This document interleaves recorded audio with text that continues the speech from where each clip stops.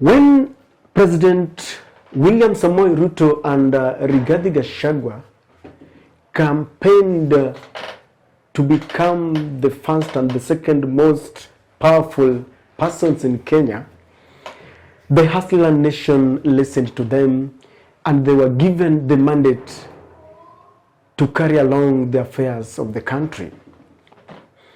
And President William Samoei Ruto has got every reason to achieve all the promises that he gave to Kenyans.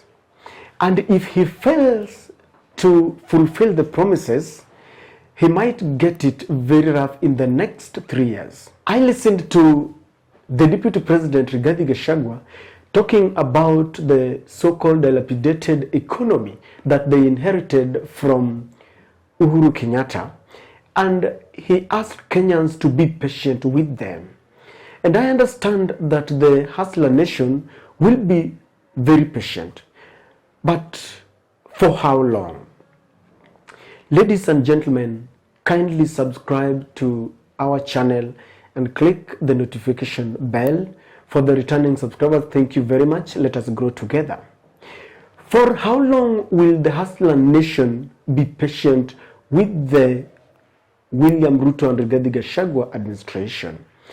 I'm asking this because William Ruto has got everything at his disposal to achieve all the dreams.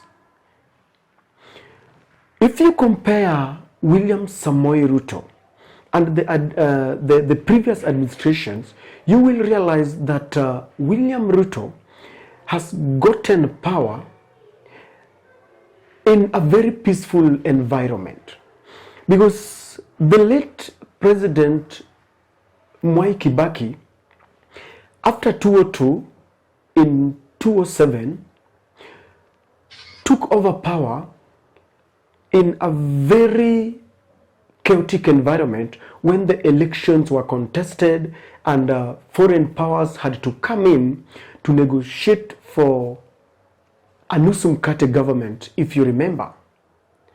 And when Uhuru government took over in 2013, the elections were contested by Raila Odinga because the elections were nullified in the first round and it was contested fiercely.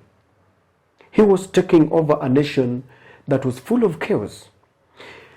But the former Deputy President, William Ruto, who is now the President of Kenya, has assumed power in a very peaceful environment.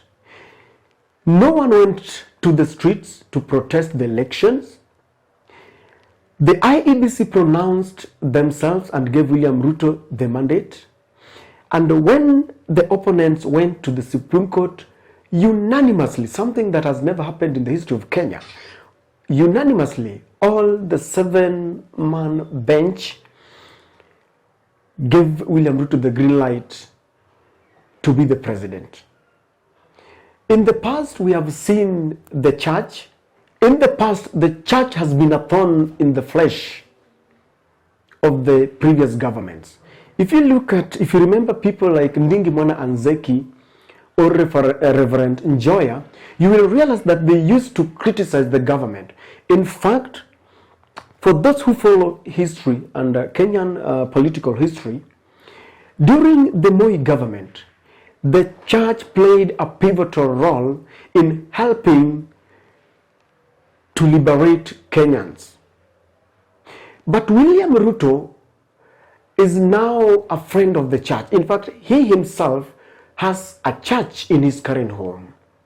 The Deputy President enjoys what I can call holy powers from God, because he always tells us that the second lady, if I may call, Madame Dorcas, has got a church. She is a bishop.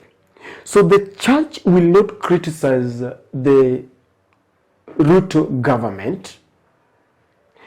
There is no one who will go to the streets to disrupt perhaps the already ailing economy. And if there are powers that sometimes may disrupt your attention, it is the foreign powers. But William Ruto is coming in as a president who is enjoying a cordial relationship with the foreign masters. We all saw the kind of delegation that he was given by the president of the USA to grace his swearing in. Ladies and gentlemen, with all these factors remaining the same, William Ruto has got no excuse why he cannot deliver to Kenyans. The Mama Mboga is waiting, the Boda Boda group is waiting, because they said that within 100 days, some of the promises that they give us is that the prices of the basic commodities would fall down, if I may call it. This includes Unga, cooking oil, things like soap. They said that the prices of petrol will go down. As we usher in the Ruto government, the prices of fuel has gone up. It was explained to us by the deputy president that the previous administration was subsidizing the consumption of fuel and the basic commodities. But they have since maintained that they are not going to continue with the idea of subsidizing consumption. In fact, they say that in their bottom-up plan, they will start subsidizing production, because they say this is the only way that we can sustain our economy. I will agree with them.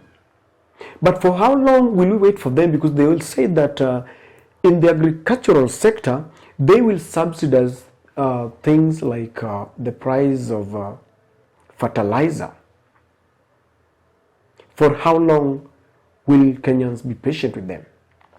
In the event that William Samoei Ruto does not fulfill the promises, then what happens? I think that he will lose touch with the reality on the ground, and the hustler nation will lose patience and they will rebel. The William and Rigathi administration will face such a rebellion that has never been seen before.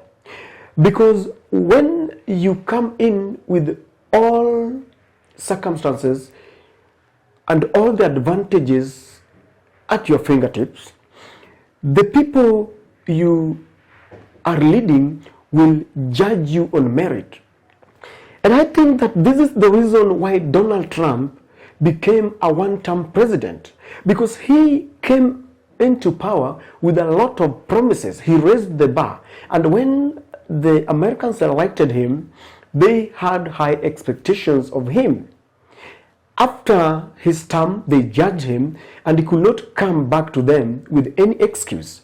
The same might happen to William Samoei Ruto, because with all the advantages at his fingertips, he will not come back after 5 years and give any excuses. Like I said earlier, ladies and gentlemen, William Samoei Ruto has literally annihilated the opposition.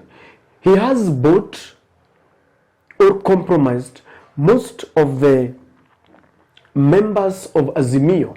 In fact, currently what is being discussed in Parliament is whether Azimio One Kenya Alliance has the majority of parliamentarians, because they signed, you will know, an agreement, but some of the members of Azimio, mostly from northeastern Kenya, are saying that their heart is not in the Azimio. And William Samoei Ruto has always repeated that you cannot form a coalition full of intimidation and threats, that each and every member of parliament should be allowed to exercise their freedom to join any party that they want. So there will not be any excuse like we had in the previous administration, where they said that the opposition perhaps disrupt their first term, and in the second term the opposition came into government and it was basically swallowed and it could not perform its duties.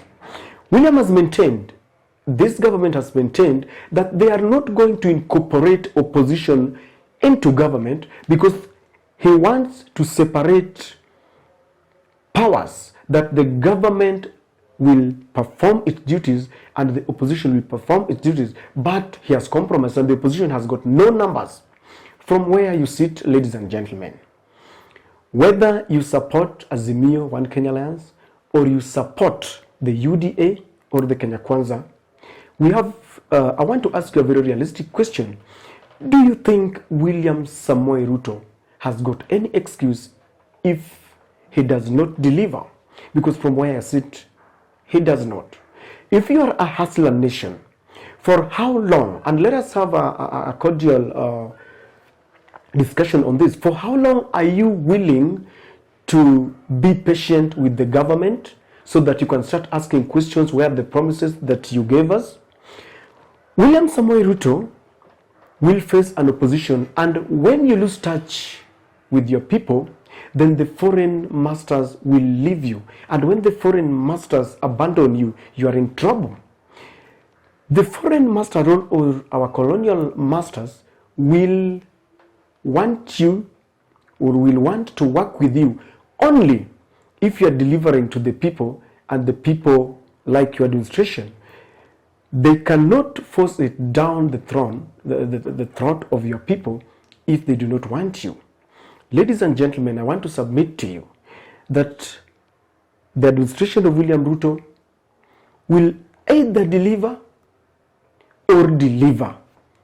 Because if they don't, William Samoei Ruto will become a one-time president.